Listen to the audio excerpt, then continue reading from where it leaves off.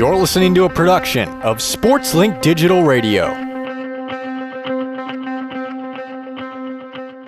Hello, and welcome back to another episode of My 2 Cents. And this is week 2. We've made it through a full episode. We had a full episode on Wednesday, had a special on Monday. We talked about the MLB postseason, and we're back for another official episode of My 2 Cents for our second week here. And I'm joined by Isaiah Rosner and Evan Stowell. Welcome back, Evan. I know you were on last Wednesday. Had a heck of a week with you on air. You know, I'm happy to be back, Dane. Thanks for having me back. I'm excited to talk about some athletics. Yeah, and Isaiah, you're new to the show. Glad to have you with us. And as we get started, we already recapped a little bit of Ball State sports on Monday. Not too much coming into this episode on Wednesday. But I'll talk about Ball State's men's golf team. They finished 11th at the Badger Invitational. But how about Cash Beller finishing 4th overall in the tournament? It's really impressive to see out of him. And we look forward to seeing him. He's really been the driving force of this golf team so far going forward. I mean, I talked with the head coach of the men's golf team, and he said that he's really being sort of the young leader of this group, and it's really impressive to see him get underway.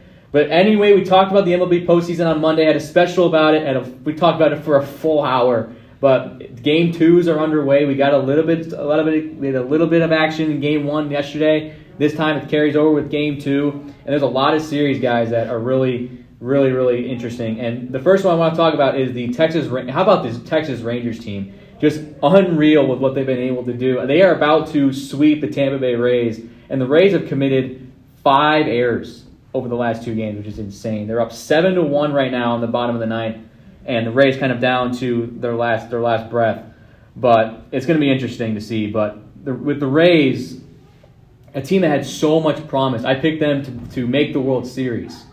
With a team with so much promise, this is back-to-back wild. If the result holds up against the Rays, which it probably will. Yeah, it's back-to-back wild card losses for the Rays, and the question really, the finger everybody's pointing at is the manager, Kevin Cash. 2 disappointing wild card seasons. Should the Rays just cut their losses and let them go? Yeah, I mean, incredible performance, by the way, by the Rangers. Every player in their lineup today has a hit, and then the Rays right now have 1 run in this series, and they have 1 more inning to get more than that. But yeah, man, it's hard to say because making the playoffs in Major League Baseball, we know it's not easy, but at the same time, the amount of talent they have, the amount of pitching talent the Rays have, and to not be able to win a wild card series, I can kind of understand why they might be questioning the manager of this club. Yeah, you know, the only thing I'd say is, right, let's look at the Dodgers a few years ago. Remember Dave Roberts? Everyone was talking about firing him because they had some disappointing seasons. I mean, they had the players to win a World Series, and they didn't get it done. And then finally, in 2020, they were able to make that happen. I think if you're a Rays fan, I understand the anger and the frustration. Sometimes that's just baseball. You get hot and cold at the wrong or right times. I think be patient, and I think they bring him back for another season. I think it's interesting because with Kevin Cash, he's the guy in Tampa Bay. I mean, when you make postseason after postseason after postseason, I mean, 2020 they made the World Series. They are the American League champions, and then they go from really high expectations to losing out back-to-back wildcard games. I mean, it's crazy, but also I think what Evan was saying, I want to tag on to that. I don't think it's necessarily just because he's losing. I think it's just because of all the drama that came with this season, especially with the whole Wander Franco situation. And with him and there's questions about his ability to develop people and develop hitters. I mean, there's just a bunch of question marks surrounding Kevin Cash. But in terms of his managing ability to lead a team to a postseason, he's got that. But his question is, can he really push that extra mile and make it all the way? And I think many fans are scratching their heads and going, I don't know, maybe he's not the guy for that. But how about this Texas Rangers team that was hot and then cold at the end of the season where they lost the AL West to then rebound and pull off a major upset against Tampa Bay Rays in a possible sweep. I mean, the game's not over yet. It's getting there. They're in the bottom of the ninth right now with 1 out. It's over. It seems to be over. But you know, nothing said never say never in the postseason. I bet my house on it. Really? I would. Bet your whole house on it. Yes. I will say, as a Reds fan this season, I know to never call a game too soon. Here's what I'll say, though. I'll bet my house on it. I don't own a house. So you bet nothing. Basically. But still, I would say this. I'd feel pretty confident Texas getting this series done, sweeping this one. They've looked really good so far. They did a great job to start this postseason. And obviously Tampa, they had their issues, but I still think they come back next year and are another threat. I still think they'll win a World Series within the next 3 years.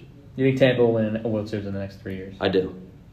I could see that happening, but it's going to all come. The question that do they keep Kevin Cash? That question needs to be answered. I don't know if they do. I really don't. And it's really going to come down to what does the front office really want to do with this Rays managing club, and do they want to blow it up, because the AL East is a stacked division. It is a very, very tough division, and with everything going on in the AL East, do they decide, well, maybe let's blow it up, or do they say let's keep them around and keep contending? So I think it's going to be a question that they're going to want to answer soon. Hey, speaking of miracle teams, how about this Twins team? They beat the Blue Jays. They snapped an 18 playoff game losing streak again with a Game 1 win over Toronto Blue Jays, 3-1. Royce Lewis has been the guy for the Twins. He had a 2 home run game in Game 1. And Toronto right now, it's a 0-0 ball game in Game 2. They put up a pair of hits early against the Twins. But if Toronto loses, they're done. But not only does Toronto need to win, but do they need to make a statement with this win against Minnesota today?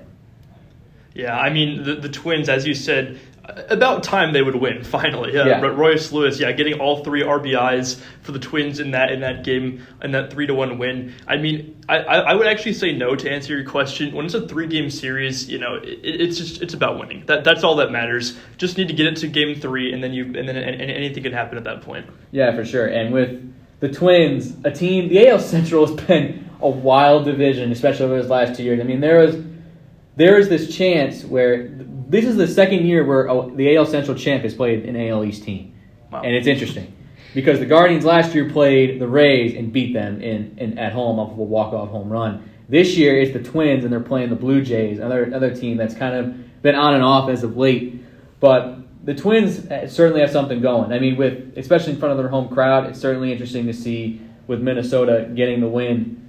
And especially with Royce Lewis, they're starting to get their young guys going. And I think this Twins team, if their pitching holds up and if their hitting can go, they can possibly make some noise. I know, Evan, you're shaking your head over there. Yeah, no, it's a cute win. It was a cute win. It won't happen again. I think Toronto wins the next 2 pretty comfortably. I think they have a better team. I love Vladdy.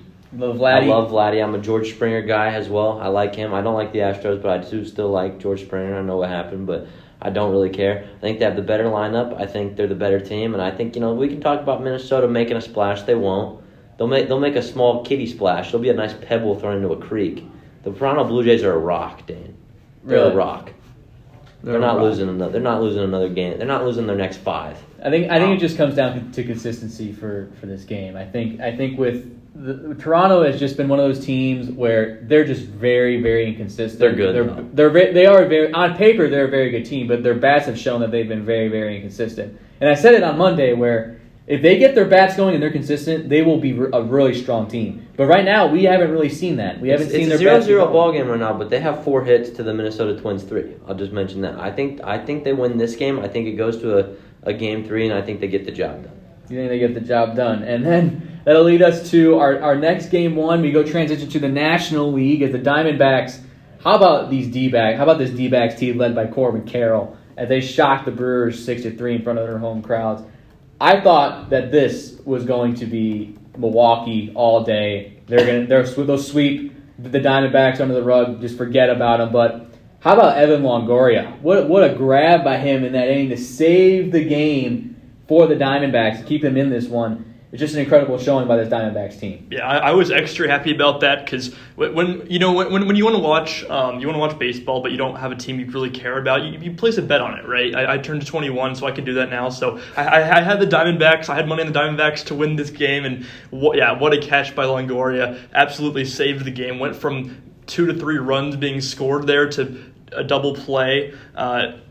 Absolutely the reason they won that game 6-3. And as you said, Corbin Carroll, batting .285 in the regular season. He's been a great leadoff hitter for the Diamondbacks. And then, 2 hits the home run, 2 RBIs, and also he drew 2 walks as well in that game. Only one of his at-bats led to an out. So what a job by the Diamondbacks, and I expect them to win this series actually against Milwaukee. Yeah, I agree with Isaiah there. Sorry, Dan. I think I expect Arizona to win as well. And also, what a story! It's nice to see Arizona in the postseason and winning a ball game. It's nice to see all these teams in the postseason. I mean, this is the first year in my eyes where any team can win.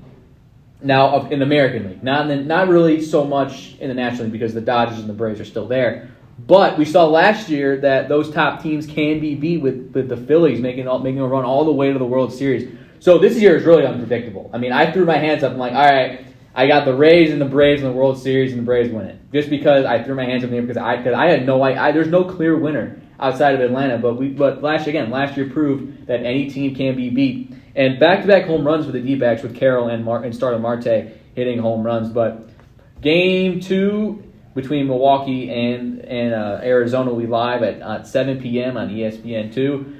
And what does Milwaukee have to do, Isaiah, we'll start with Isaiah first. What does Milwaukee have to do to respond and get a win against the Diamondbacks today?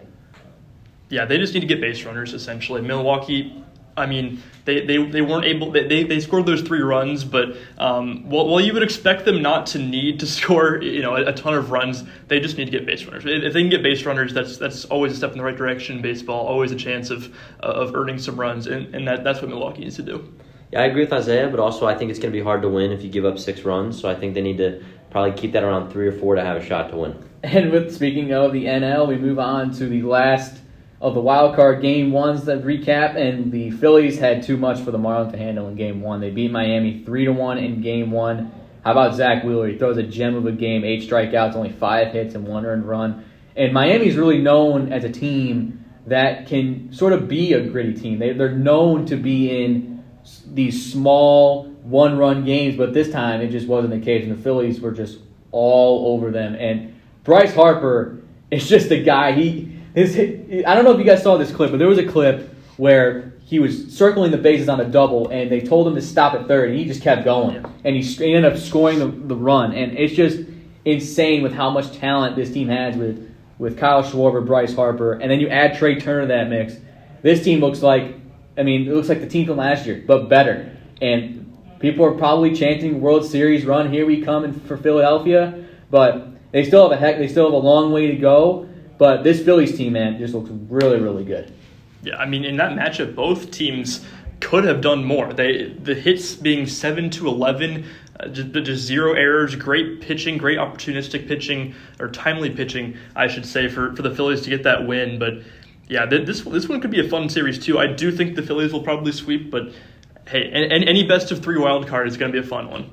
Yeah, I think the Phillies sweep as well. I just think they're a little too stacked for the Marlins, but also great season for the Marlins, making the playoffs, getting into the postseason. Nice job from them. But yeah, I think the Phillies win this one. I'm with you, Dan. I think the Phillies have a shot to make a deep run into the postseason. Yeah, also we did get official word that the Texas Rangers have sweeped the Tampa Bay Rays officially right now. So that's really good for them. But also Minnesota just got on the board. They got bases loaded, and they have a run on the board. So it's 1-0 in the bottom of the 4th inning. And then we'll transition to college football as we go to our results for our picks from last week. Ryan is not on this show, but he was 7-4. Evan, you came in second as you were 8-3 in your picks, and I was a perfect 11-0 in picks last week. But let's talk about the results. Well, first of all, Dan, that only happened because I was your guest. I didn't want to stand you up on your own show. I didn't want to make you look bad. You're welcome. That won't happen today. I don't plan on that ever happening again. That was just me trying to be a gentleman. Are you going all in today? I'm going all in today. I'm giving you my actual 100% opinion because you know what? I gave you that win. You're welcome. Thanks for having me on. But now we're playing for real. Well, just wait till we recap the NFL picks from last week. I mean, I can't talk. I wasn't on the show, but it's a bit of a different story, Dane. Yeah, for sure. I was not good with NFL picks. We'll get to that a little bit later. But let's talk a little bit about the biggest results from Week 5. How about Oregon State going to Utah and beat in front of their hometown fans? Actually, Oregon State ended up upsetting Utah 21-7. Silas Bolden with 2 total touchdowns, including a 45-yard run touchdown. These offense for the Utes, the woes just keep on continuing with Cameron Rising on the sideline as he stays injured, and Nate Johnson just had not looked like the guy to step up 8 for 23, 101 yards, and 1 touchdown. And really, right now, with Utah kind of sort of slipping right now in terms of offensive production, can they still make a statement in the Pac-12 without their star quarterback on the sideline? Yeah, I mean, Oregon State, great win, really cementing themselves as a powerhouse team in here. Maybe not contending for the Natty, but still a very strong team. Nate Johnson only 8 for 23 in that one, and what a win for Oregon State. Just the kind of thing they needed to get their season rolling. Yeah, I'm with Isaiah here. Great win. I didn't personally see that coming, but I'm happy for them. I don't know if they're necessarily a powerhouse, but it is what it is. It is what it is. Just for Utah, it's just a basic loss for them, for the Utes. But that's really a crucial loss for the Utes. I mean, other side for Oregon State, it's a big win for them. They needed that win to stay in the race for the Pac-12. But speaking of powerhouses, number 1 Georgia barely beat Auburn on the road, 27-20, and Brock Bowers, of course, he's a generational talent in my eyes. I think he's the next generational tight end. He's what Kyle Pitts, I think, is supposed to be in terms of production. 8 receptions, only 157 yards and 1 touchdown. And I know that Kirby Smart earlier this week has talked about that every single SEC team in the SEC should be ranked, and I completely disagree with that. I'm like, you're out of your mind. But can Georgia continue to maintain, if he really thinks this, if he really thinks that the SEC is as good as people say it is, Isaiah, really can Georgia continue to maintain not only number 1 status in the country, but continue to be the rock of the SEC? Probably not. Well, wait for the second question. Probably, but for the country, I mean, I don't necessarily know who's going to beat them. But when it's just been so close, they've shown that they're not going to be some absolutely dominating force this season. So I think most likely they're going to get unseated at some point. At some point, they're going to move down to number 2 or number 3, and that's what makes this season so fun. We don't have a clear winner this year. We don't know who's going to win the national championship or who even's going to be in the playoffs, and I'm really excited to see how it all plays out. Evan, are you a big dogs guy? I am, Dan. You know that. I think Georgia's a powerhouse. I think there's a reason for that. I think they stay number 1 in the country this year. I told you last week I think they win another national championship. I haven't changed my mind.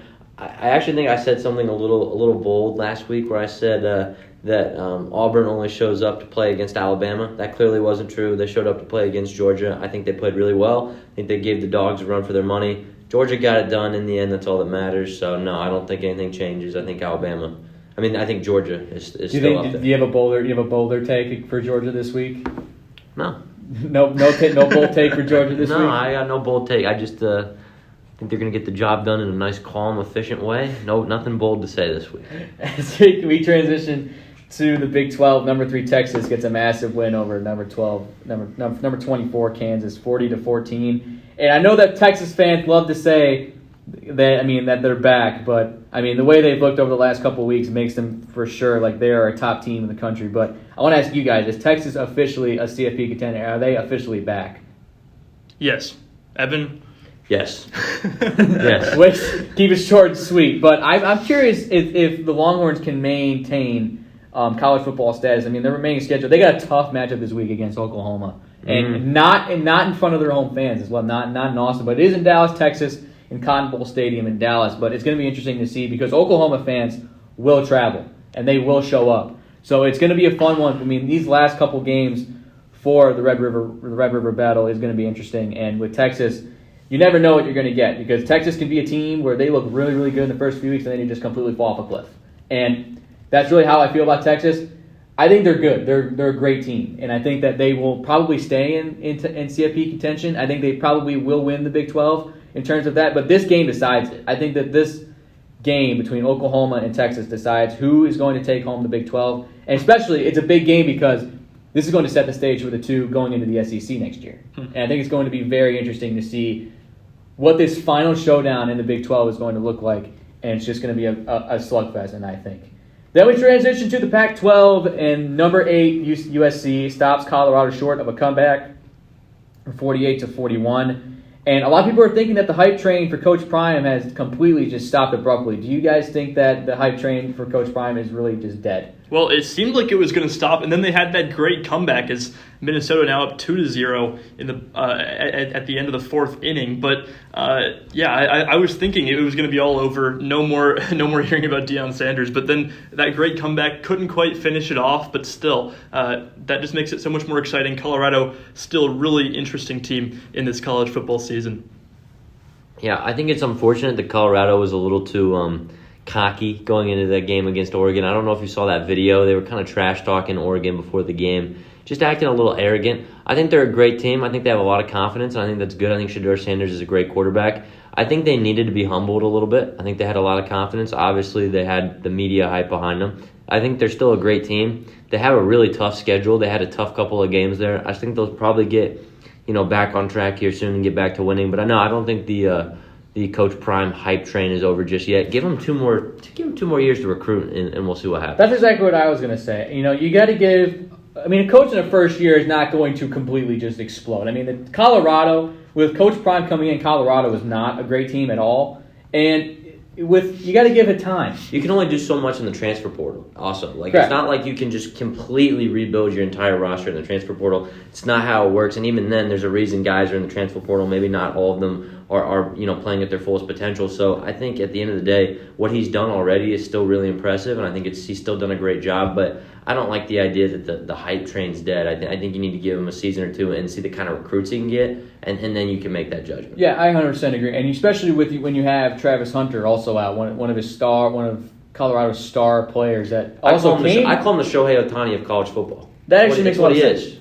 Yeah, that makes a lot more sense. And with not only him, but Shedeur Sanders also is a part of that also. I think fits that transition very well. But with Travis Hunter, when having one of your best players out, especially when he wanted to play in the game against Oregon, and he's out against USC as well. I believe he was out against USC. But just having your best player not there really makes an impact. And I just think that with this team, like you said, Evan, you got to give him time to recruit. You got to give him time just to kind of build up a program and kind of build his resume. They definitely have brought in guys that are like, yeah, our positions are set here. But they definitely need to build. That offensive line is not super, super good for Colorado. The defense kind of is a little bit shaky. But give it time. And especially with Colorado transitioning to the Big 12 in a couple of years, they could probably run that conference. I'll be honest. Absolutely. They could probably run that conference if they play their cards right in Colorado. But this season alone has been a very interesting season for Coach Prime. You only lose to the number 8 team in the country by 7 points. Yeah, the boys from Boulder actually recovered really well in that second half and had a great response. I think, as Isaiah mentioned, I think the hype train was starting to look like it was falling off the rails there, but they kind of brought it back on. They had a really resilient comeback. They showed a lot of fight and determination, which was good to see. And then obviously, as we talked about, first season there, this isn't going to be a top 15 team right away. I'm not sure that's possible. Yeah, especially with, again, the way Colorado started the season. There's no way. I think there's a little too much hype around them. I think their rankings were also premature as well. I think so too. In terms of how they were ranked. They beat Kansas. They beat some good teams. They beat some pretty good teams in close games. Okay, here's the thing. It's because of who they beat on the road to start the season.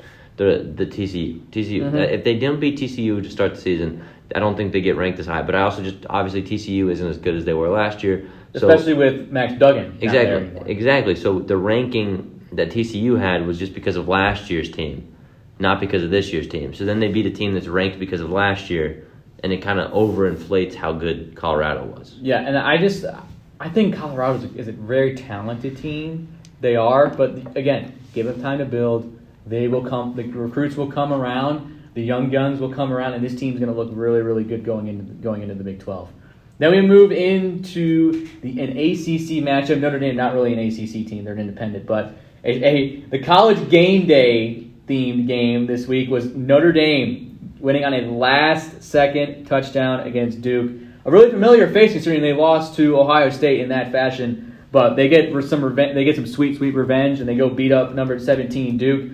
Got to really be tough for Blue Devils fans and Duke over there. Yeah, I mean, Notre Dame, they have been one of the most fun teams, if not the most fun team to watch this season, with these last two games coming down to the absolute wire. But, man, as someone that roots for Notre Dame, that one was a heart stopper. The one the week before was a heartbreaker. But I have high hopes for the rest of the season. I think Notre Dame can win out, even with the competition they have coming up, and really, I think it might be too late to make the tournament, but still, could be a great season for Notre Dame. I've said that Ohio State and Notre Dame game was the battle for the 4 seed, and strictly. But I think Notre Dame, even if Notre Dame can, I just think that Notre Dame is kind of out of it right now. I disagree. Right now, the way the picture looks, absolutely Notre Dame's out of it. Let's give it 4 weeks. See who Ohio State plays. Ohio State could always lose to a bad team. True. These are always possibilities in college football. So I think right now the landscape is looking pretty doom and gloom for Notre Dame. I agree. I think Notre Dame's been one of the most fun teams to watch, and I think they're actually a really good team. I think it's cool to see Duke having a good football season as well. That's true, but it also goes to one thing to note is that Riley Leonard also went down with an ankle injury. Like, I think one of the last plays of the game, and it really is just a gunshot to the head, strictly because Leonard was a guy that came in, and he really was one of the spearheads for this Duke team, and they just, with losing him, it just really cripples their morale. And I think against Notre Dame, Notre Dame is one of those teams that is really hyped up, like in the beginning of the year, and they never live up to the hype. And that's just my opinion on them. And it's going to show, and especially with that loss against Ohio State at the very end, and this Notre Dame team is fun. I will admit you. This Notre Dame team is interesting to watch. They're fun with Sam Hartman at quarterback, but the thing is that they, in close games, they're not super good. They're not very good in close games. Unfortunately, historically, you've been right. I hope they can change that this season. Yeah, for sure. And I don't really know what to make of this Notre Dame team. I just know that their road does not end with Duke, especially in terms of challenges. I mean, they get a Louisville team that they're going on the road to play another ACC opponent in Louisville. But this Louisville team is undefeated, and they are good. They are a very talented Louisville team. They're not like Duke, and I think Louisville is going to give them a really hard time. But in terms of Notre Dame, it's going to be a fight to the finish for Notre Dame. They might as well be hoping and praying that Ohio State, who's in front of them, and a bunch of teams in front of them lose out for them to make the CFP this year. Completely fair. Yeah. Yep. And as we move to the SEC, the last matchup we're going to talk about is, how about these Rebels? Ole Miss getting the Magnolia Trophy in an upset over LSU. And the problem with Ole Miss is that they've really had to struggle to get some consistency over the season. I mean, one game their offense would be really good, and the next game their offense would be pretty terrible. And it's just the inconsistency of this team. It's really been sort of the anchor, so to speak, for this team. But how about Brian Kelly? I mean, it's a really disappointing start for LSU. Brian Kelly 3-2 as LSU to start the season. Is the head coach? Is Brian Kelly on the hot seat for LSU and the Tigers? Absolutely not. I think that's ridiculous. Same thing I said with Deion Sanders. Let's give the guy a little time to get some recruiting going, kind of build this team up. I don't think it's time to put him on the hot seat. I think if they keep firing coaches, that's just a slow pit into despair that a lot of times some teams never crawl back from. And I think the thing that separates with LSU here is that LSU has been known to kind of be that powerhouse. And Brian Kelly, a former Notre Dame head coach himself, he's been known to kind of push his team to the next level, and he just hasn't done that with this team. And I think that's where the recruiting comes in. But you gotta draw a line here. When you're letting Ole Miss put up 55 points on your defense, and especially when you're LSU, that's just really unheard of. It's not a good look. Lane Kiffin's offenses always score a lot of points. They do, but I was about to get to that point. Ole Miss, I think, can make a statement with the remaining schedule that they have. They could possibly make their first SEC championship in history. The problem with Ole Miss is that loss to Alabama actually isn't that good of a look right now. It's not at all. Which is unusual. Normally you say, the loss to Alabama, not that big of a deal. Alabama, I don't think is that great of a team this season. But the question is that Alabama plays Texas A&M, and Ole Miss later plays Texas A&M. So if Alabama loses to Texas A&M, and then Ole Miss beats A&M, where does that put Ole Miss in terms of the standings in the SEC? Yeah, looks very complicated. It's very complicated. Yes, it is. And with the remaining schedule, they can definitely do it. Ole Miss can definitely win that side of the division and make the SEC championship game. They play Arkansas, has had a lot of trouble with has had Ole Miss in a lot of trouble sometimes, but that's a winnable game. Then you go play Auburn, that's a winnable game too. Then they play Vanderbilt, which is a very winnable game. Then there's that game against Texas A&M. Then they go play number 1 Georgia at Georgia. They might lose that game. The number 1 game against that game against Georgia is the only game that I could honestly see them losing. Other than that, they can win out, and they could possibly make the SEC championship. And especially if Alabama loses to Texas A&M, that's even bigger, because then where does that put Ole Miss in terms of the standings? Ole Miss could jump from the bottom of the standings with an Alabama loss to the top of the standings with a win over Texas A&M. And it just goes to show that this Ole Miss team, especially with Jackson Dart and Lane Kiffin was hired by Ole Miss to not fool around. He was brought to Oxford to sort of elevate the team and elevate the program, and he's certainly done that in his first couple of years. But the question I have is, can Ole Miss make the SEC championship game for the first time in their program history? Yeah, 706 total yards in that last game, no turnovers. I mean, if this offense can keep winning shootouts, if their defense can even give them enough to not need to have shootouts, then just like you said, they could win out besides maybe the Georgia game. And I mean, who knows? Georgia's bound to lose one, right? I mean, Georgia has not looked like themselves. Right. They have not looked like the team that we're used to seeing. Their defense is, I mean, the team all around has gotten a little bit worse, but the defense has sort of kind of been, they've been on the toe of like pretty good and okay. But this Georgia team is certainly beautiful. You can talk about that all you want, though, Dane, but they haven't lost yet. Like, yeah, they're worse, but as long as they don't lose, they will stay the number 1 team in the country. So I think, yes, did they look worse than last year? Of course, but I think they're still one of the best teams in the country. I think they have time to figure it out, and I think that their schedule maybe isn't as hard as some of these other teams. Yeah, we'll see what happens with that as Ole Miss will take on Arkansas this next couple of weeks. But as we move into our Week 6 pick'ems for college football, our first matchup we're going to talk about, we talked about it a little bit earlier, Oklahoma playing Texas in the Red River rivalry game. It's going to be a fun one. I got Oklahoma. I'm sorry. I'm going with an upset. I love Texas. I love their offense. But Oklahoma, I think, is one of those teams that they're a sleeper team. They are. They're just a sleeper team to win the Big 12 this year. And give me the Sooners in this one. Yeah, this is one that I could see being an upset, but I just decided to pick Texas. It was close, though, in my head. I wouldn't be shocked to see Oklahoma pull this one off. But Oklahoma just hasn't played a ranked team yet. The Longhorns did beat Alabama in Week 2, but man, 5-0 versus 5-0. Dylan Gabriel of Oklahoma with 5 total touchdowns last week. Red River Showdown could be a really fun one this year, but I do take Texas. I'm with Isaiah here. I think it's tricky to call this one just because we haven't seen Oklahoma play a team like Texas yet. I'm still going to go with Texas because I love their offense and I think they get it done, but I see no reason why Oklahoma couldn't get the job done, especially because this is such a great game. Such a great game. It's the Red River rivalry game. It's a lot of fun. I think it's going to be really exciting, but I think the Texas offense gets it done. And we move into the Big Ten. One of the matchups that we mentioned, Ohio State has a challenge with this week. Maryland, a team that Ohio State is 8-0 against, has never lost to Maryland in their history.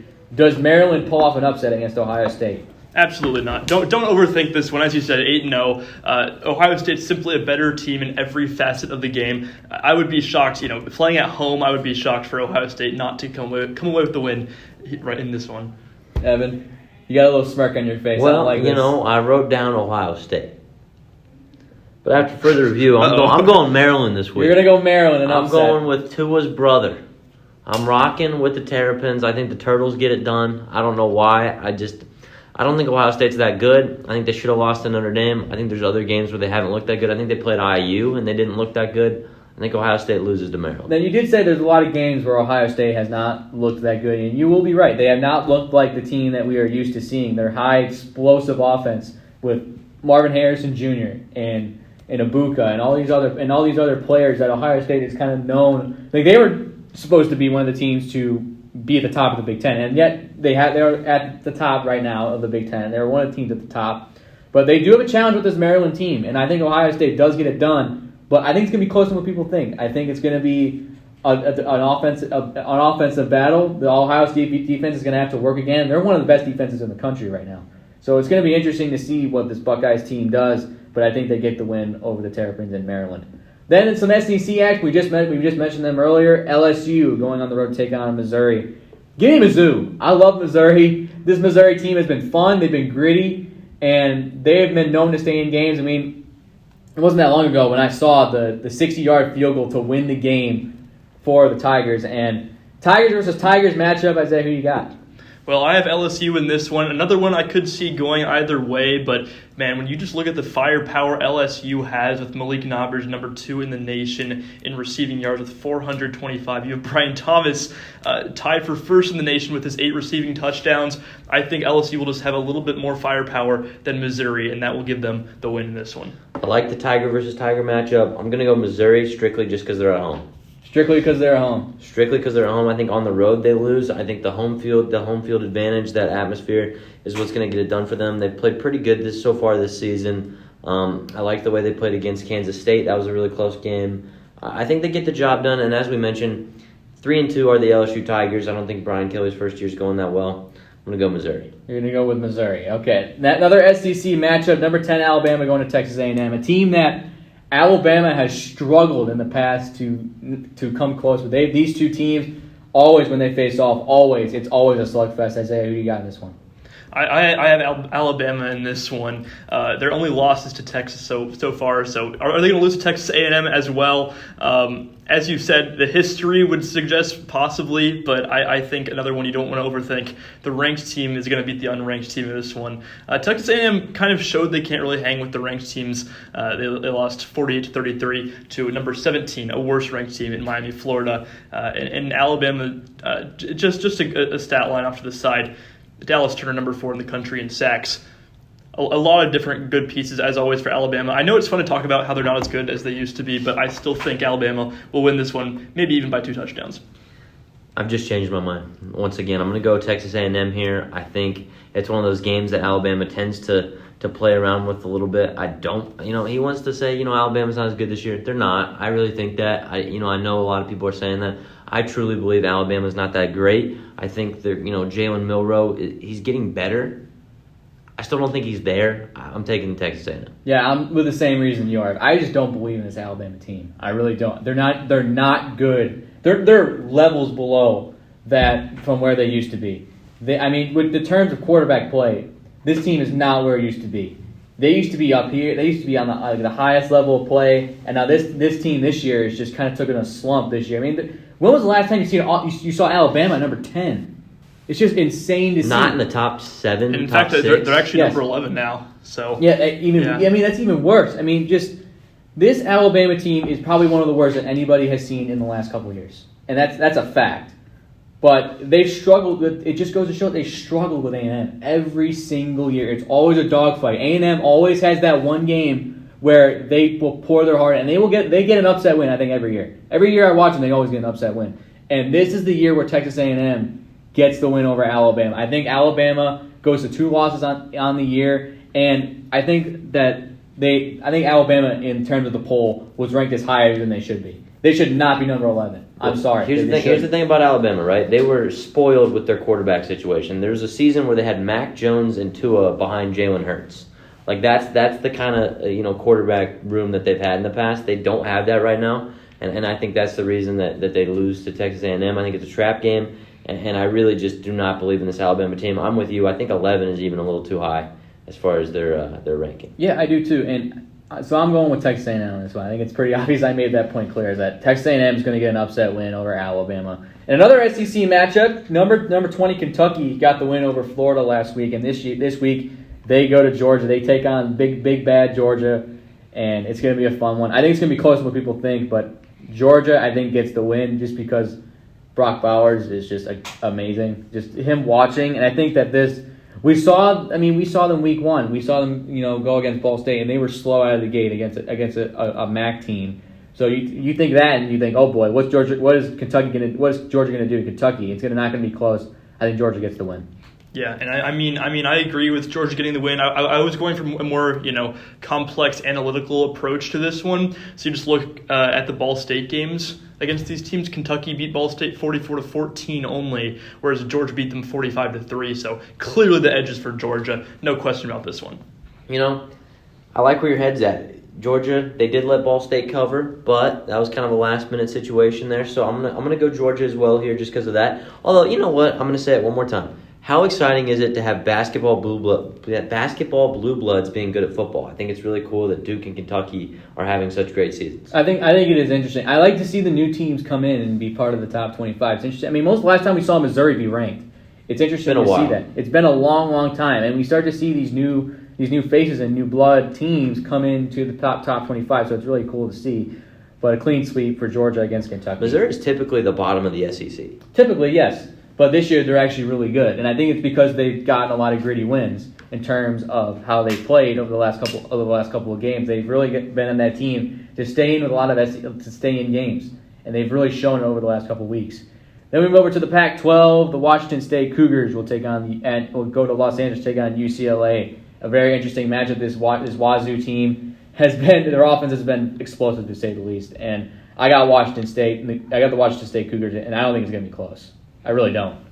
I have Washington State as well. UCLA, the 14-7 loss to number 18 Utah. That's the best we can see from them against ranked opponents. Whereas Washington State, they were able to beat Oregon State 38-35. And man, 5 total touchdowns for Cameron Ward with 404 passing yards. Washington State, clearly the better team in this one.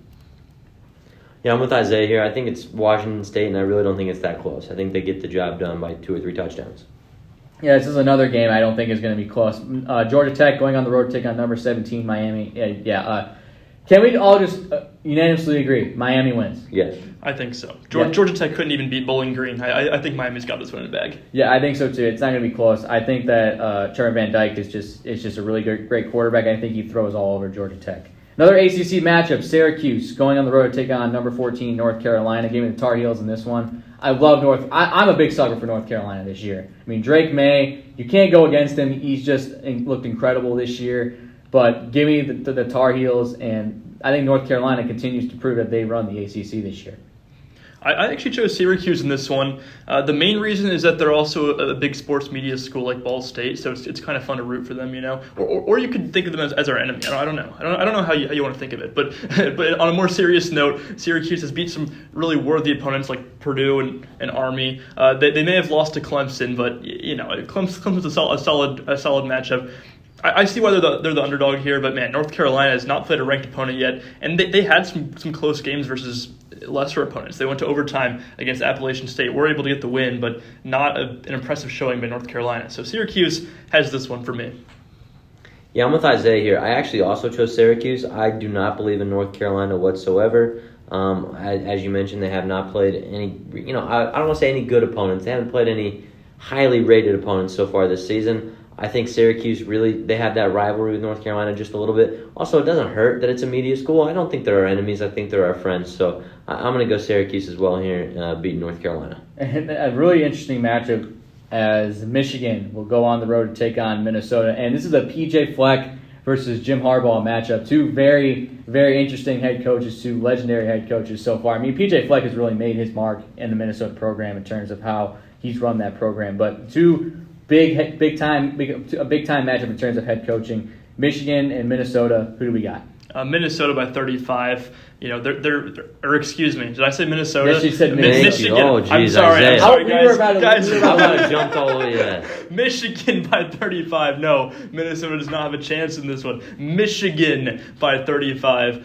Michigan, they haven't allowed more than 7 points in a contest this year, and they've scored 30-plus in every game. Minnesota already has 2 losses, 1 versus unranked Northwestern. So, yes, don't worry, guys. Michigan's got this one. Yeah, I'm with Isaiah here. I think J.J. McCarthy's playing really well right now for the Wolverines. I actually am of the opinion that Michigan's the best team in the country. I 100% agree with you on that. So I think Michigan wins this game, by 35, 42 points. I mean, you just put a ridiculously high number out there. That's how much they win this game by, because, I feel bad saying this about Minnesota. Listen, they're a cute school. They're a great team. No, they really are. I got nothing but love. Rock the boat. I have nothing but love for Minnesota, but as far as the M&M's matchup goes this weekend, I'm going to go Michigan. Shout out to Ethan Caligmanis, who is from my part of my town, Lake County, Illinois. Just just about 10 minutes north of where I live in Antioch, Illinois. I love the kid. I think he's a great kid, but Michigan's just a hard matchup, man. It really is. I mean, Michigan is one of those teams where they are the best. I think they are the clear number one team in the country this year. And Clear number one. They are better than Georgia in every aspect of the game. And I think a pig flies before Minnesota beats Michigan this season. Yeah, I think Michigan is just that good. They are so good this year, and I think Michigan gets it done. I think they probably beat them by at least 40 points. I don't think it's going to be close, but Michigan gets the win over Minnesota. Then another ACC matchup. We were talking about Notre Dame going on the road to take on number 25 Louisville. It's going to be a tough matchup for the Fighting Irish, but Isaiah, a tough matchup as you mentioned, but are you sticking with the Irish on this one? Absolutely. I mean, I'm a little biased. I root for Purdue and Notre Dame, but man, the 5-1 Notre Dame Fighting Irish, they deserve to be ranked even higher than number 10. They barely lost to number 4 Ohio State. I mean, they beat number 19 Duke, and meanwhile Louisville barely were able to beat IU and NC State. Notre Dame should have this one by a couple touchdowns.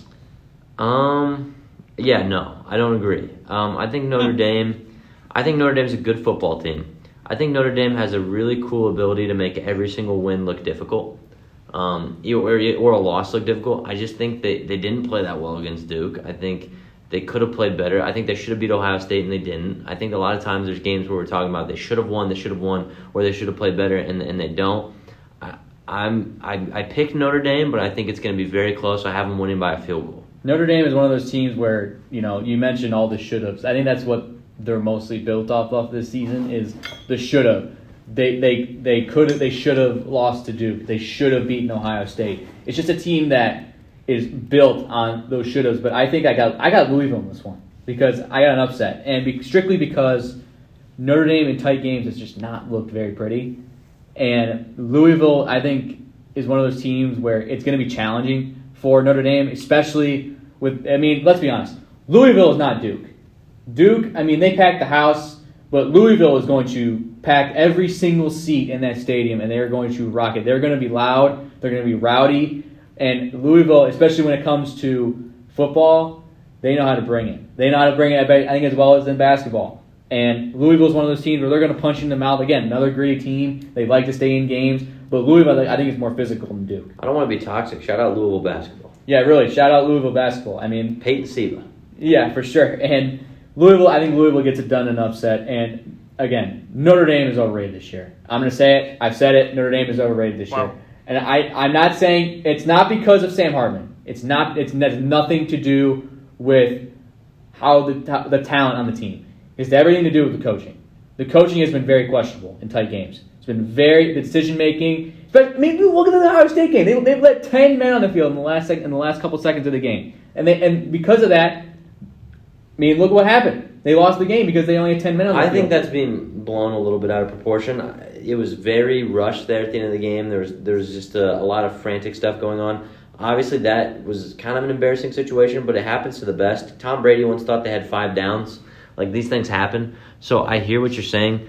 But I still think Notre Dame's a good football team, but I understand why you think Louisville could win. I think it's going to be a really, really close football game. I'm just not a Marcus Freeman guy. I'm just really not. I think he's done a good job. I think he's done an okay job. He's done about as good a job as he can get. But in terms of Notre Dame is probably the best team in the country, I'm going to have to disagree with you there because it's strictly because this team, in terms of how they're coached and how they're led, they're a great team. The talent's there, but a lot of people point to the coaching side and say, well, they're good, but they can be better. Well, it would be nice to wake up as a Notre Dame head football coach and know that before you start the season, you're going to be ranked in the top 10 no matter what, just because. Yeah. Just because you're Notre Dame. That's the way it is. They are consistently overranked almost every year. I'd say this is one of the first years in a long time where I'm like, yeah, that number next to them makes sense. This is probably the first year that you think that Notre Dame's a tough team. Notre Dame's a really tough team to judge. The Fighting Irish are a very tough team to judge. They got the history, but I just don't know if they have the accolades to back it up. When's the last time they won a national championship? Lou Holtz? It was. Isn't that the last time they won a national championship? I couldn't put it. I wouldn't know for sure, but I can just tell you they've been a long time. Definitely underperformed for sure. It's just Notre Dame is one of those teams where it's like you never know what's going to happen with them, especially with no matter where they're at. They could be ranked number 1. You never know what's going to happen to them. I mean, it just goes to show the confusion of this Notre Dame team, but it's going to be a very interesting matchup against Louisville. Then we move into the Mountain West for the first time. Fresno State looking to repeat as Mountain West champions. Their quest goes through Wyoming. Does Fresno State continue their dominance in the Mountain West? I think so. I mean, just one interesting player is Carlton Johnson. 4 interceptions at Fresno State, tied for first in the country. But, man, Fresno State has looked great. They've had some dominating matchups. They've been dominating their matchups recently. That said, I don't think Wyoming is completely out of this. Their only loss this year is to number 3 Texas in the country. So, I mean, I wouldn't be. This was another one that I feel like could be close, but Fresno State has my pick in this one. Yeah, I think it could be a close game, but I also am going to go with Fresno State just because of the way they've been winning football games. Yeah, I think so too. I think Fresno State they're ranked in the top 25. That just goes to show you how good Fresno State is as a team in the Mountain West. And I think Fresno State gets a big win over Wyoming. It keeps their dominance alive in the Mountain West. Then we go back to the Pac-12. Oregon State coming off a big win against Utah. They go to Cal. Who gets the win here? Oregon State. I mean, Cal lost badly to number 7 Washington. They lost to Auburn too. They barely beat Arizona State last week. Oregon State already has 1,000 team rushing yards in their first 5 games. Oregon State will take this one without much of a problem. Yeah, I'm going to go Oregon State as well. I think they keep it rolling. I think they move on pretty easily past Cal. And I think with a win against Cal, depending on if they score a lot of points, especially with DJ Uiagalelei, if he does very, very well and his team gets a big win against Cal, I could see Oregon State moving into the top 10. I really can. And I think that they get a massive win over Cal. And the last matchup that we are picking, Arizona going on the road to take on USC. And Caleb Williams has looked like Caleb Williams. He's looked like the Heisman Trophy winner this year. He's looked like the man in college football. But USC, their defense has had a little bit had some struggles. I mean, you saw with the Colorado game, they let Colorado slowly climb back into the game, and it became a slugfest towards the end. But who do we got between USC and Arizona? I've considered both in this one. I think they both have a shot. I am going to pick USC, but like you said, they almost allowed that comeback to Colorado. And in Arizona, I mean, they hung with number 17 Washington, just losing by a touchdown. So, yeah, I'm going to pick USC. Probably a bit of a cowardly pick here, but man, either team could win that one. Yeah, but USC looked pretty good most of the time against Colorado. So I understand what you're saying. I still think USC gets the job done pretty easily here. Probably a 14 or 21 point win. Yeah, the defense is going to be questionable for USC, but I think the Chargers get it done strictly because number 1 name, and his name's Caleb Williams, and it's just going to be that big. His name is just that. He's just that good. Then we move on to the National Football League as Week 4 has come and gone. The biggest results of Week 4. How about these Broncos completing a comeback to keep the Bears winless? They beat them 31-28 in the final seconds, and I really got to ask you guys, what do you guys really make of the Bears season thus far? Hilarious. Fantastic. I love, I'm sorry, there's just so many Bears fans here at Ball State that, I mean, it's just fun to see a team that's doing worse than the Colts. And this Bears team, I remember all of the hype that this Bears team had with Justin Fields, and they got DJ Moore in a trade with trading the number 1 overall pick, and it just hasn't worked out. And I said this many, many times that honestly, if they keep on the rate that they're going, I could see the Bears going with a winless season. They could be winless, and I could very much say that. 16 Browns? Yeah, they worse. They'd be 0-17, not 0-16. Not 0-16. They could probably be worse. And in terms of the Broncos, with this win, does that mean that Russ and the Broncos are officially back? No. Oh, stop it. No. No? I think they beat the worst team in football. I mean, I guess by 3 points. I guess you're right. Yeah, Dan, you just went from saying the Bears could be the worst team in the league and lose every game to saying the Broncos are back. Well, because Dane wants the Broncos to be back. They're just not, though. I got Russell Wilson on my fantasy team. Does that make sense? I respect Russell Wilson. But you I do too. I do too. The Broncos are just bad. Yeah. Like, I still like Russell Wilson. I think Russell Wilson's playing better this year. The Broncos are just bad. He'll still never be as good as Andrew Luck. But yeah. Absolutely. I think that Russell Wilson's better. I think he's playing a lot better than what he did last year, for sure. But that defensive side of the ball has just been a complete mess. It's been a complete mess. They gave up. They were down 28-7 against the Bears. Probably they let Justin Fields go perfect in the first half. That's like, I mean, I'm not saying Justin Fields is bad. I think Justin Fields is great, but just to let to let somebody go perfect and have 2 touchdowns and have 2-3 touchdowns in the first half, it's just unheard of, and it's not something that you really want to see in terms of the Broncos. But this team with Sean Payton under the helm, he's made Russ better, but overall in terms of record speak, the Broncos have not really been better. They haven't shown it. I'm waiting for that defense to kind of step up and take the lead for the Broncos, but until that happens, the Broncos are just going to keep on the track they are right now. Just keep being in games and possible win or lose outcomes in the very last seconds. Then we move on to the AFC North as the Bengals continue to struggle. They get a loss against the Tennessee Titans. Jamar Chase expressed his frustrations with not getting the ball much after the game. The Titans, that AFC South, all 4 teams are 2-2. And it's very interesting to see that division all lined up together. And I think a lot of teams in the AFC right now are 2-2 right now, but the Titans also joined that field. And what do we make of the Bengals' struggles so far? I mean, they've struggled big time. I mean, Joe Burrow has not looked like himself. I get he's injured, but I just don't think that the calf can really affect a throwing ability. I mean, it can affect mobility, but throwing ability, I mean, he has just not looked like himself in the pocket. Well, I mean, whether it's actually the calf or whether it's more of a mental thing, it definitely has affected his throwing ability in some capacity. He has looked significantly worse. I think it also makes me realize the Bengals maybe weren't as good as I thought, because you'd think they would do better with a bad quarterback. They upgraded their offensive line. They put all this investment in their offensive line, and it looks worse. Joe Burrow he's turned into a one-read quarterback. He looks like a rookie quarterback who doesn't know what he's doing yet, and he looks like how he looked in his rookie season. Right, like he looked like how he looked. I mean, he's getting mauled by everyone.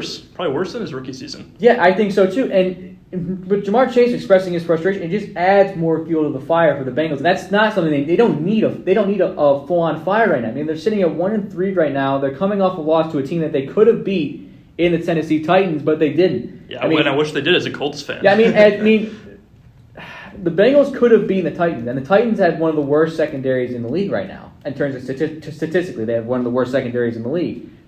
But the fact that Joe Burrow is back to getting mauled after putting all of this investment into his offensive line, and especially after he gets the extension, it just is not a good look. So Evan, I know you're raising your hand over there. You're looking a little bit frustrated over there. What do you really frustrated. make of it? I just think it's early in the season. I think the Bengals are fine.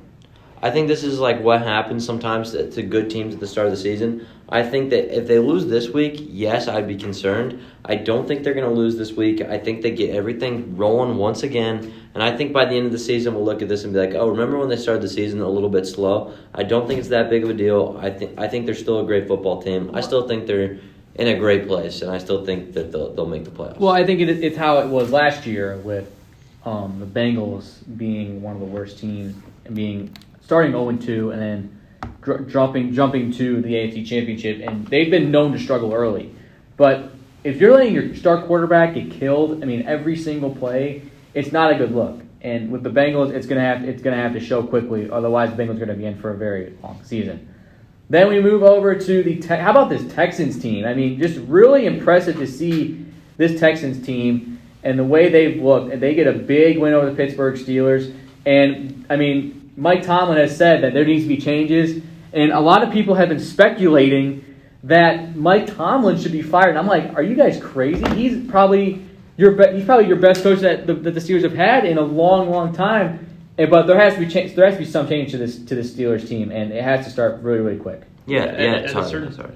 No, you're fine, Evan. But at a certain point, it turns into, is Mike Tomlin right for this era? Can he coach in this era of football? And at the same time, they also don't have a quarterback, and that's part of it. There are very few teams that can play without a great quarterback. Yeah. Sorry, that's what I was trying to say. I'm very passionate about this. Mike Tomlin is a great head coach. Kenny Pickett is the worst starting quarterback in the league right now. Really? Absolutely. He is the worst starting quarterback in the league. He can't make reads. He can't throw the football. One of the only positive things he does is his ability to maneuver out of the pocket. I think Kenny Pickett is the worst starting quarterback in the NFL. Worse than Desmond Ridder. Absolutely. I'd rather have Desmond Ridder than Kenny Pickett, because at least Desmond Ridder, it doesn't wear gloves. That bugs me too, to be honest with you. Peyton Manning had a reason there at the end of his career. What's yours, Kenny? Kenny Pickett bothers me. He's not a good quarterback. I don't blame Mike Tomlin. If Mike Tomlin struggles with another young quarterback, then maybe. But right now, until you get a new quarterback and until Kenny Pickett isn't there, I don't think any talk of Mike Tomlin not being the guy is in any way valid. Damn, Evan really going all in on Kenny Pickett here. Speaking of bad quarterbacks, Giants and Daniel Jones continues to struggle for the Giants with a massive loss to the Seahawks, 24-3. I'm going to go out on a limb here. I thought drafting Daniel Jones was a bad move. How about signing all that money? Was a bad move. No, $160 million for Daniel is right where he belongs. Where he belongs. That is a when they the greatest signing ever. When they wrote that contract, I just want to know what they were thinking. I want to know what their head. That was a Dave Gettleman move. That had to have been. I mean, that's ridiculous. That's ridiculous. He had one good year. No, it wasn't a good year. He had one decent year. Yes. Where the rest of his team played really, really well, and Saquon Barkley was having a great season. That's what he had. He didn't have a good year. It was an okay year. Yeah, I agree with that, and I don't. Oh God, I feel so bad for Giants fans. No, because they're delusional. They're delusional. They all thought that. I got 3 or 4 friends who tried to tell me that Daniel Jones is an elite quarterback before this season. Really? Mm-hmm. Ridiculous. No, I think it's ridiculous too. I mean, just the hype that Daniel Jones. I mean, everybody thought they were crazy for just drafting him. Everybody thought that they were nuts for taking it, and it just goes to show. This season goes to show even further that they shouldn't have drafted him. They shouldn't have given him all that money for sure. But Daniel Jones has just not lived up to that first-round expectation at all. To be fair, Dane, I'm not sure who they were supposed to draft in that season. There was just no good quarterbacks early in that draft. But, I mean, do we think here's a question I want to ask, because I feel like maybe I'm being a bit biased as a Colts fan here. Do you guys – wait, Evan, what team do you follow? Love the Colts. You're a Colts fan too? I am. Okay, well, so I'll ask Dane then. Is Anthony Richardson already better than Daniel Jones? Oh, yeah, he is, 100%. Yeah, he's better than Daniel Jones in every single way. I think 100%. That's not even a question. Wow. Can I answer the question? Sure. I think Anthony Richardson is going to be a top 5 quarterback in the league within 5 years. Really? Yes. I think that's being pretty conservative. I think so top too. Top 5 in 5 years. I top 5 in 5 years. I could be top 5 next year. Dude, he's playing unbelievable. He's playing so well. If he could just dial in some of these short throws, he's going to be the guy. Yeah. And, I mean, Texans got their guy, too. I'm excited for the future of the AFC South. C.J. Stroud versus Anthony Richardson. Also, hopefully the Titans aren't involved with any of it, and they're 4th for a long time. Amen. If just in my own, I go to sleep just kind of praying for that. And I think that Daniel Jones, just talking about it, it makes my skin crawl just talking about it. And blood boil. It just. I don't understand how people can defend him. I don't understand how people can. Well, because it's the rest of the team, Dane. That's what they've been saying for years. Our secondary's not good. They got a good secondary. Our offensive line's not very good. They got some new. They always got an excuse. Those Giants fans always have an excuse. It just goes to show. But there are some really. I mean, just looking past Daniel Jones, there were some pretty good. I mean. They packed up on T.J. Hawkinson. I would have been happy if they didn't take a quarterback. Let's be honest. There was so much talent past Daniel Jones. They could have taken anybody else. Let's be real here. But enough with the Daniel Jones slanders. We'll get into our picks. It's not slander if it's correct. I'll go with Evan on this one. But we'll get into our Week 5 NFL picks. Thursday Night Football. Chicago going on the road to take on Washington. And I think this Bears team could just continue to struggle. Give me the Commanders in this one. Yeah, Washington, no question about it. I don't think the Bears are going to go 0-17. I think they'll get 2 or 3 wins, but this is not the time for it. Yeah, and this is where one of their 2 or 3 wins will come. I have Chicago winning this game. Not a big believer in Sam Howell. Not a big believer in the Commanders. I'll take Justin Fields and the Bears here. I think they get the job done. And Jacksonville and Buffalo in an international game. I think it's going to be the Bills. I think the Bills have looked like the team in the AFC East. As much as people want to say the Dolphins, I think that the Bills have looked really, really good. Give me the Bills in this one. Yeah, I think most would agree with that after that showing against Miami. But Jacksonville has looked about where we expected, maybe a little bit worse, and they did a good job last week against the Falcons. But, hey, Falcons and Bills, big difference there. Buffalo's got this one. Yeah, after that game against Miami, who were looking really, really good to start the season, I'm also going to go the Bills. And as we move into another matchup, this time Houston goes to Atlanta to take on the Falcons. I got the Texans. I'm riding the hype with the Texans now. I think that they're a very, very good team with CJ Stroud. I'm a big CJ Stroud guy. I knew he was going to be great coming into the league, but give me the Texans and CJ Stroud. I do think we're getting a little bit into overreaction territory for Houston. I like CJ Stroud. I don't think their whole team's good as a whole. I take Atlanta in this one just because they're the home team. Both pretty bad teams, to be honest, but I think Atlanta will get this one. Yeah, I'm with Isaiah here. I think we're all overreacting a little bit. C.J. Stroud's a good quarterback. I think he's going to be good for them. I think he's going to break that Ohio State starting quarterback curse that kind of happened. But I'm going to go the Falcons here just because they're at home, and I think the Texans are a little overrated. And then not overrated. I think the hype's a little. An AFC South matchup as the Tennessee Titans will travel to Indianapolis to take on the Colts. And it's going to be a close one, but I got the Colts. It's going to be very, very close. The Colts are needing a win. They need to get a win. They really struggle against that Rams team. They need to get a win, and I think they do it against Tennessee Titans. A counterpoint. It won't be close. What does Tennessee have better than Indianapolis right now? They got a run game. I think Jonathan Taylor's coming back. I think that Derrick Henry is still better than Jonathan Taylor. Probably. Right now, probably, you're right. A little bit better running game, but besides that, the Colts, when you factor in Anthony Richardson, the Colts might have a better overall run game. So, I think Indianapolis will, especially being at home, will win this one by about 17 points. Yeah, I think we win by 3 touchdowns. I think the Colts will win by 3 touchdowns, and I don't think it'll be close. I think Tennessee's not very good. I got the Colts winning this one. And we go to New York. We go to Miami to feature the Giants going to Miami. This one's not going to be close. Give me the Dolphins. I think we all can agree that the Dolphins are going to win this one because the Giants are just that bad. Yeah, I think if you have NFL Sunday Ticket, go ahead and if you're a Giants fan, go ahead and cancel your subscription. No need to watch this one. This will be the Dolphins getting this one easily. Yeah, I think the Giants will lose this one. And if the Giants end up getting an upset, I'll tip my hat to them, but I just don't see it. I think the Dolphins are a great team. I think that they're probably one of the best teams in the league right now. But as it turns out, the best team going up against the worst team in the league, give me the Dolphins. I love Mike McDaniels too. I think he's one of the best head coaches in the league. I love his personality. I like the way he coaches. Yeah, me too. And then we'll move over to New Orleans against New England, battle of news over here. As the Saints will go and take on the Patriots in Foxborough. I got the Saints. I'm a big rider in the Saints. They look pretty good so far in the NFC South. Give me Noah and the Saints. I keep thinking, ever since Brady left the Patriots, I keep thinking Belichick's going to turn it on. He's going to figure it out, get them to the playoffs, he has gotten them to the playoffs, but get them far in the playoffs, and it just hasn't happened so far. I've lost faith in Belichick. I think New Orleans gets this one. I agree. I think New England has looked really bad. I think this is like a new low for them. So I am also going to go with the Saints. An AFC North matchup, Baltimore going on the road to take on Pittsburgh. This one's not going to be close. Give me the Ravens, especially with Kenny Pickett banged up. It's not going to be good. It'll be a battle of defenses for sure.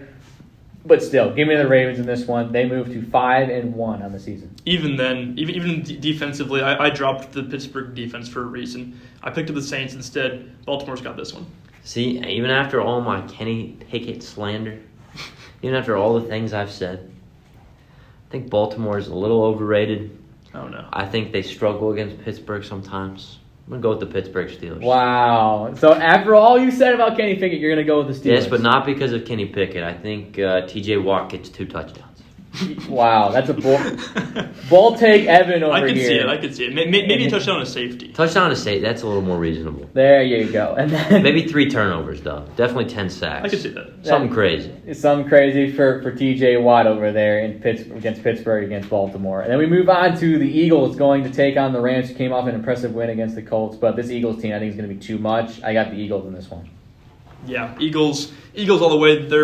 They might as well just do the tush push on first down because it works so well. They've got this one. Yeah, I think it's going to be a tough week for the Rams. I think they're not a bad team, but I think Philly is having a great season. I think the Eagles get the job done. But how about this? Our next matchup, we go into Cincinnati against Arizona, 2 teams that need to win. Arizona has not looked super, super bad. As bad as the record kind of says it, but they have not looked that bad. With Josh Dobbs really doing a great job of leading the charge, he looked like an amazing backup quarterback so far. But the Bengals really have a tough challenge on their hands because they really got to get it together. They got to start stringing in wins. I think they do it against the Cardinals. I think once Burrow can get healthy, they'll start winning. Today's not the day. Arizona's got this one. I think the Bengals take this one. I still don't believe in the Cardinals. And we move to Denver as the Jets will go to take on the Broncos. Give me the Jets. I believe in Zach Wilson. I think that this defense is going to hold Russell Wilson and it's not going to be a great day. Give me Russell Wilson for 2 interceptions in this game against the Jets defense. Man, I disagree. This seems like just the kind of defense that Russell Wilson will pick apart. He will get back to vintage Russ. He will cook, and Denver will win this one. I like that. I like your confidence, but I'm going to go with the Jets. I think their defense is just really, really good. I think they get the job done. And Kansas City will go to take on Minnesota, the Chiefs, facing off against the Vikings. Justin Jefferson can get a chance to really shine as he did last week against Carolina. But I think the Chiefs, I got the Chiefs in this one. I think Minnesota's really, despite all their talent, they have not looked like a great team, and especially on the defensive side of the ball, they have not looked great. And going up against Patrick Mahomes and Travis, Taylor Swift, Kelsey, and really has not looked good. We almost went through an entire sports show without mentioning so that. close. We were Come so on, close. Dane. I'm sorry. I'm sorry, folks at home. I had to mention it. But, yeah, give me the Chiefs in this one. I mean, it's not going to be close, I don't think. Yeah, I mean, the Chiefs didn't have the best game in their last one, but they just need to shake it off, and they should be able to beat Minnesota if they can do that without too much of a problem. That's 2 in less than a minute that we mentioned. But Well, Evan, I'm not sure what you're talking about, Dane. but Evan, who do you got in this one? You know, the Chiefs, they were able to win. You know, welcome to New York. They were able to get the job done. So, yeah, I think they get it done once again. And Sunday Night Football is Dallas going to San Francisco. Oh, this game's going to be ugly. But give me the 49ers. And that 49ers defense is just nasty. Give me the 49ers. There's nothing more fun than watching Dallas lose. San Francisco's got this one. Listen, I also went with the 49ers. Do you think it's going to be ugly? Yeah, I do. I think it'll probably be like 21 points margin of victory. I think it'll be a 7-point football. I think this will be a good, close football game. Really? You do? I really do. You think? I don't think the Cowgirls are that bad. No, I really don't. I really don't. I think Dallas is having an interesting season. They're 3-1. They just beat the crap out of the Patriots. I think the Cowboys, stay in this one. I think they lose, but I think they lose by 7 or 14. I don't think they lose by 21 or anything crazy like that. It was an impressive victory for the Cowboys, and I think that, but this 49ers team is just going to be too much. I think San Francisco will be all over them. Then the Monday Night Football game, Green Bay will go to Las Vegas to take on the Raiders, and Devontae Adams will get a chance to take on his former team and the Packers. And I think the Las Vegas Raiders are in too much of disarray. I think from top to bottom, the team is in a lot of disarray and disrepair, especially with Chandler Jones getting released. And you got Devontae Adams kind of expressing his frustration. There's a lot of turmoil on that team. And the Packers with Jordan Love, I love Jordan Love. I mean, I think he's great, and I think that he gets it done against the Raiders. Look, there's a lot of turmoil, but this is the kind of game where turmoil could be good. It's going to be the Devontae Adams revenge game. He's going to go off for 200 yards, 3 touchdowns on 12 catches. Give me Vegas in this one. I like the confidence. I actually originally had picked the Raiders. I'm changing it to the Packers just because, as you mentioned, of what's going on off the field. I also think Green Bay has looked solid to start the season. I think Jordan Love's looked pretty good. I'm going to go with the Packers. And that will conclude this episode of My 2 Cents. Isaiah and Evan, thank you for being a part of the show. We will see you next Wednesday. This has been a presentation of SportsLink Digital Radio presented by Victory Honda of Muncie. We'll see you Wednesday. This has been a production of SportsLink Digital Radio.